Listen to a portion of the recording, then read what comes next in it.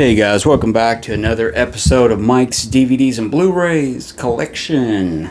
I'm Mike here. These are my collection. Take these earbuds out. Today I got some westerns to show. These are some odds and ends and stuff. There's no series or anything here, but a few movies that I got over the past months. Couple movies I've never seen. I've heard about them for years and years and years, and I never saw it.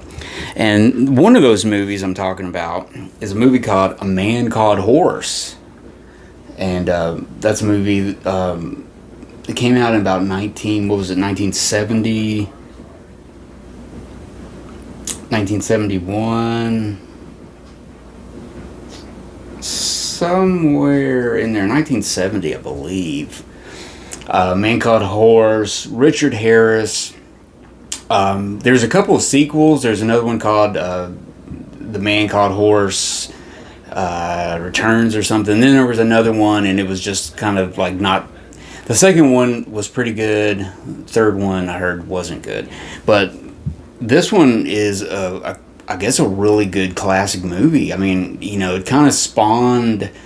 I mean, you can see a lot of similarities between like Dances with Wolves and sort of way, and like Jeremiah Johnson, and kind of somewhere in there. They were all Anyways, so Richard Harris is like this. He's a wealthy British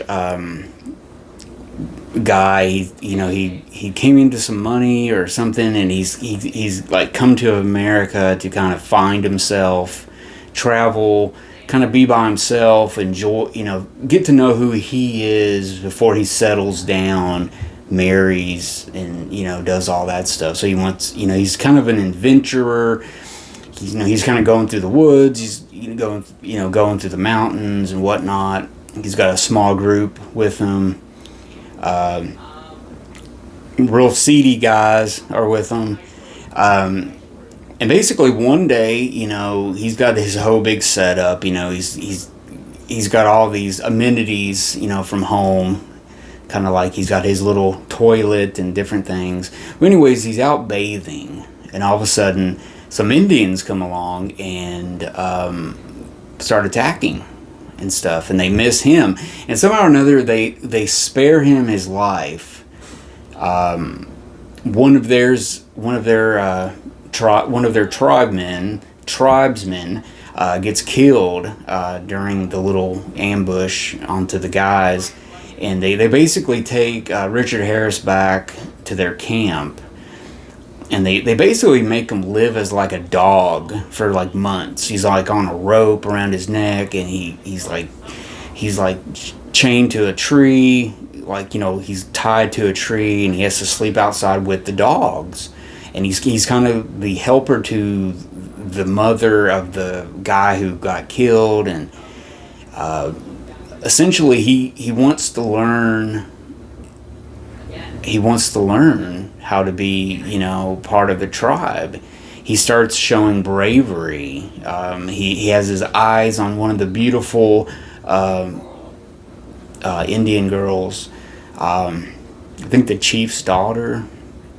And so he shows some acts of bravery, and they're really impressed, and they slowly start bringing him in, and he has to endure all these tests, and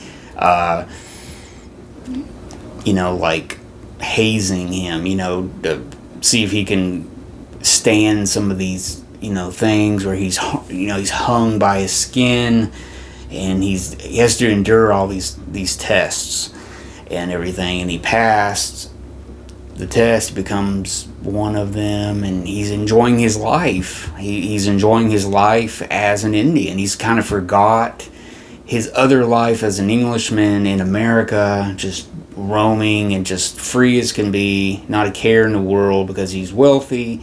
He can pretty much do what he wants to do. But now he's kind of started from scratch, literally over, and become a new man, and he likes who he is. So, long story short of the movie, it kind of ends with the camp of their family splitting up, one group going one way for the winter and the other going this way. And it kind of leaves the movie to where it's like, is he going to go back home now? I mean, is he going to, go back to where he started from and say, look, I've been through all this. I lived through these adventures. I experienced life that no one will know about, right? Or is he just going to continue to be with the tribe and everything? So it kind of leaves you thinking that. See, now I've never seen part two, the second one or the third one. So I kind of leave it up to, if I never see the other two, I would think he goes with the Indians. He stays with the tribe. That's what I think.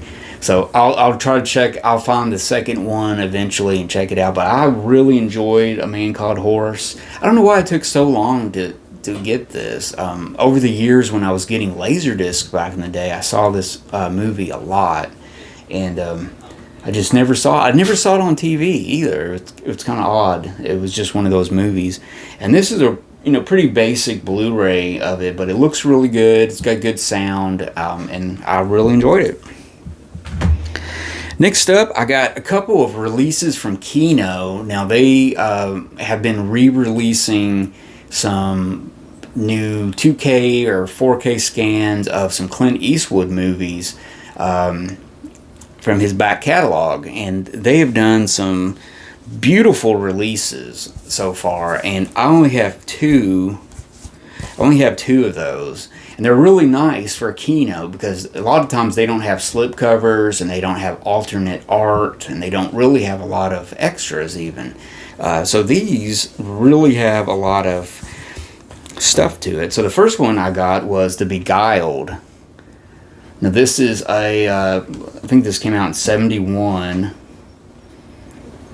and Clint's basically a northern soldier who gets wounded. He's hiding out in the bushes, down in the woods, basically down in Mississippi, maybe somewhere in there, and he's hiding out from the South.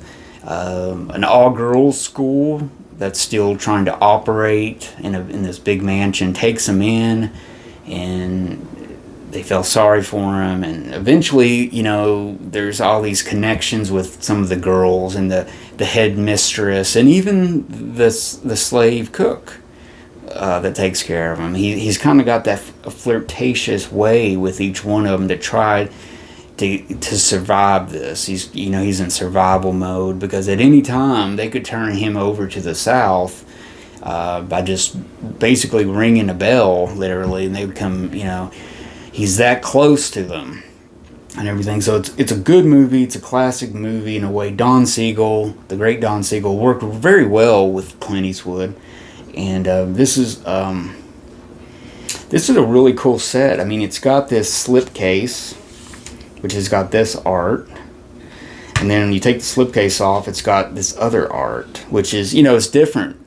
Kino releases usually don't do this, so it's got alternate art. And let me get this on here. It's got some interviews on here. It's got an interview with Melody Thomas Scott. It's got a commentary by Kat Ellinger. Kat Ellinger does some really great commentaries. It's got a little featurette, The Beguiled, Misty Dawn, and Clint, which I think it's an older one from an older DVD release. And of course it's got a series of trailers on here. So really highly recommend this. There's a few more out they've released out there. I think Play Misty for Me, which is another movie I don't believe I've ever seen of Clint. So I still got to get that. But anyways, to move on here, the next one I got from Kino of Clint Eastwood's is High Plains Drifter.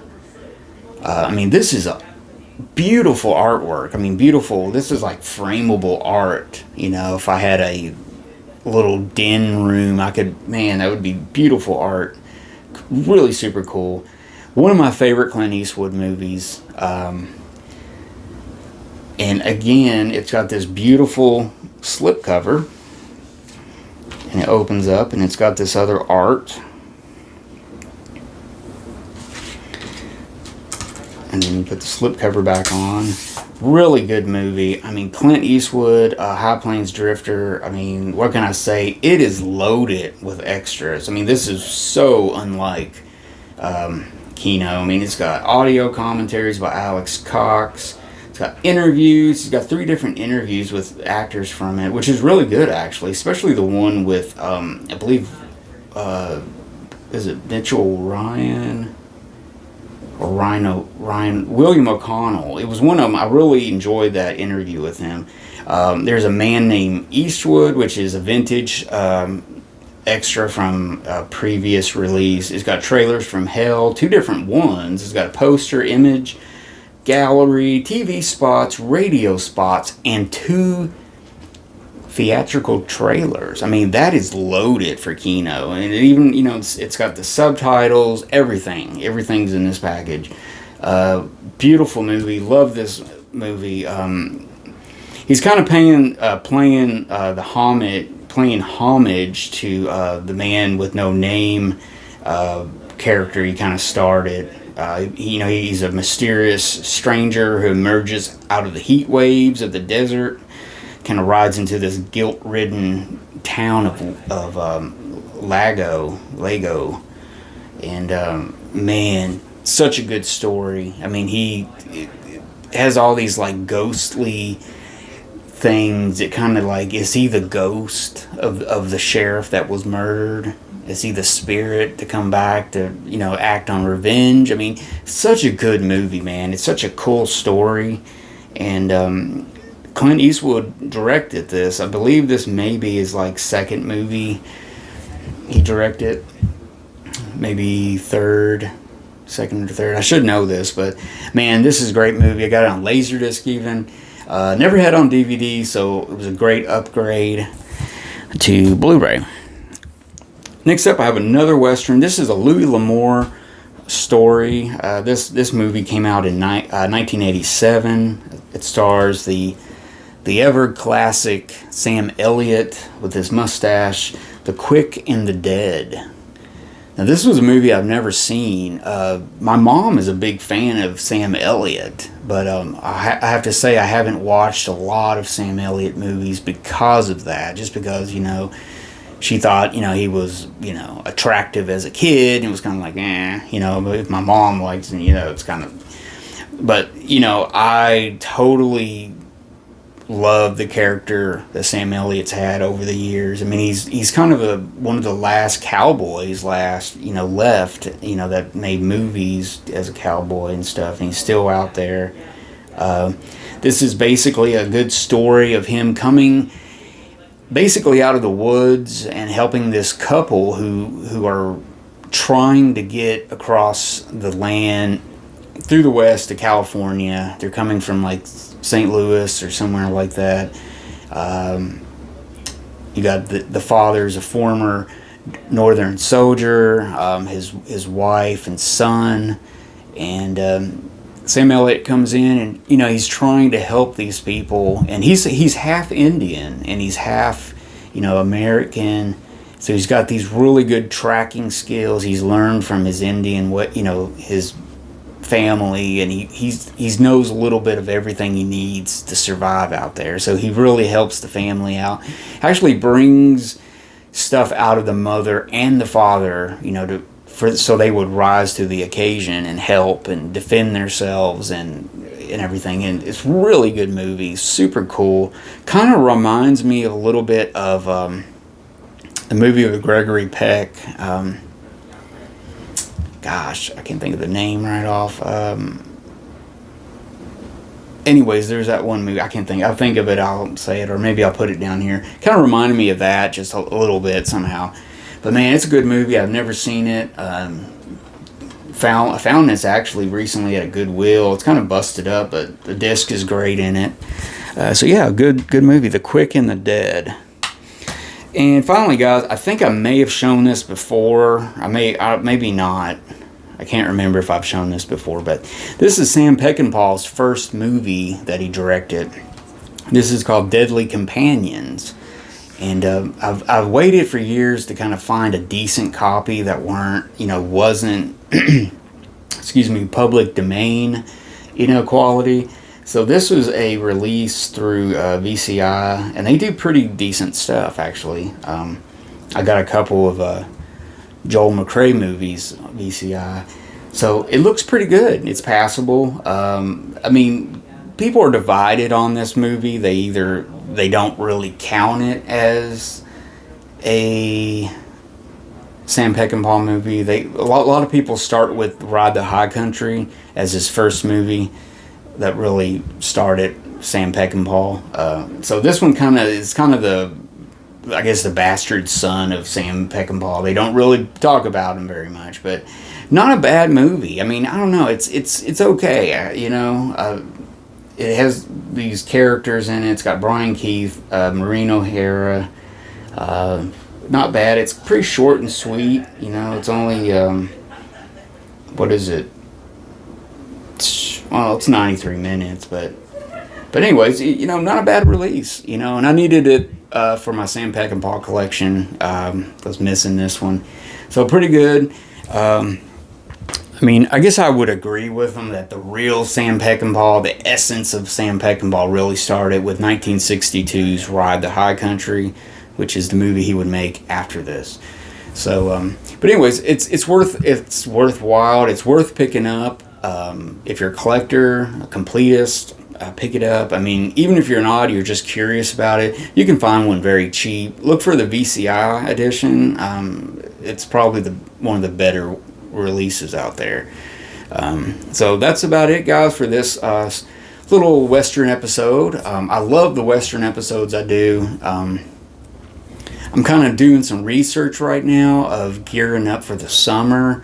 I'm going to try to spotlight an actor, a Western actor, as I've done the past few years. And so I'm kind of doing some research. I'll let you know furthermore about it later. So sit tight on that. And I really thank you guys for tuning in today, watching this episode. If you liked it, give me a thumbs up. If you haven't already subscribe to my channel, hit the bell so you're notified when I release a new episode, and comment. What did you think about these releases? Kino releases, Deadly Companions, what, yay or nay on it? What do you think? Comment, let me know what you think about it. I still got a few more Clint Eastwoods I'm going to get of the Kino sets. Maybe when the price comes down just a little bit, I'm going to try to play Misty for me and a couple of the other ones that came out. But yeah, there you go. I'm jumping all around. So anyways, guys, thanks for tuning in. Thanks for watching. And I will see you guys again. Be safe out there. Watch good movies and be cool. And I will see you guys later.